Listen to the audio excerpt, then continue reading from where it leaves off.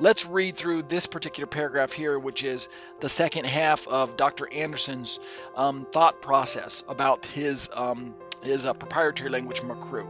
So let's pick this up right here.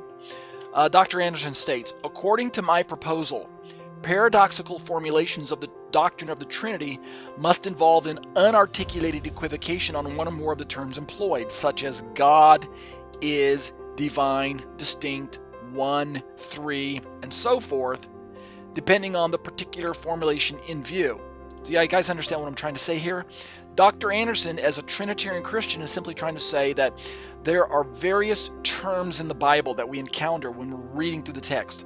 God is divine, distinct, one, three, things like that we can translate from the Greek over into English or such. And when we look at these words, and we try to determine what these words mean within the surrounding context, right? Jesus says, I and the Father are one, right? So we've got this, the verb, the be verb, right? I and the Father are one. We are one, literally in the Greek. I and the Father are one. What does Jesus mean? Does he mean one in being, or does he mean one in person?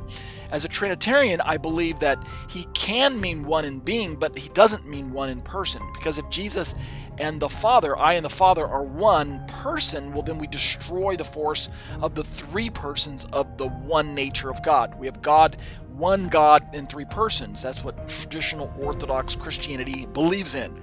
One being known as God, three persons known as God, or as Dr. James White is fond of saying, one what and three whos. But if we simply collapse the term Jesus, God the Son, into the same term as God the Father, so God the Father and God the Son become the same person, well, then we destroy the persons, right? We erase the distinctives between Father and Son and the distinctions between the person of Jesus and the person of the Father. So we have to look at this equivocal term, I and the Father are one. What does he mean one? What does he mean are? Right? That's what Dr. Anderson is trying to alert us to, the fact that we've got what we call unarticulated equivocation, simply meaning Yeshua didn't elaborate enough on what he means by that term for us to say that it is definitely one thing or definitely the other. And so that's really what Dr. Anderson is trying to alert us to, this reality, this unarticulated equivocation. So let's continue with Dr. Anderson. This being the case, right, that the Bible simply doesn't always give us all the articulation that we would like it to have, so that we can definitely say, oh yeah, he's the same being as the Father. Well, where does it say that? Oh, God is actually broken up into three different persons. Well, where does it say that? That type of thing.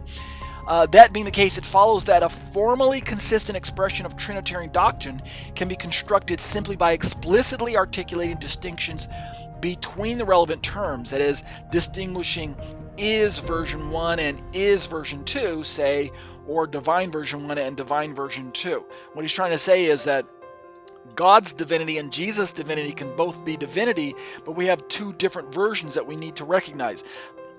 For instance, the divinity of God, when we're talking about God being God, the Father being God, the divinity of the Father, his version of divinity, entails not having corporeality. That is to say, he doesn't have flesh. God is a spirit. And so the Father is a spirit, and this spirit is God.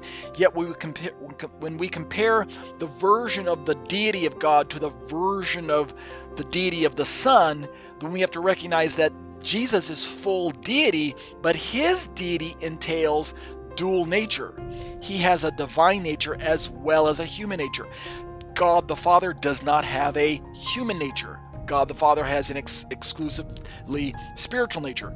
God the Father does not have dual natures. He's not a hypostatic union in and of himself. The Father, as we understand it, is fully spirit. But Jesus the Son of God, who is fully God, has this dual nature, right?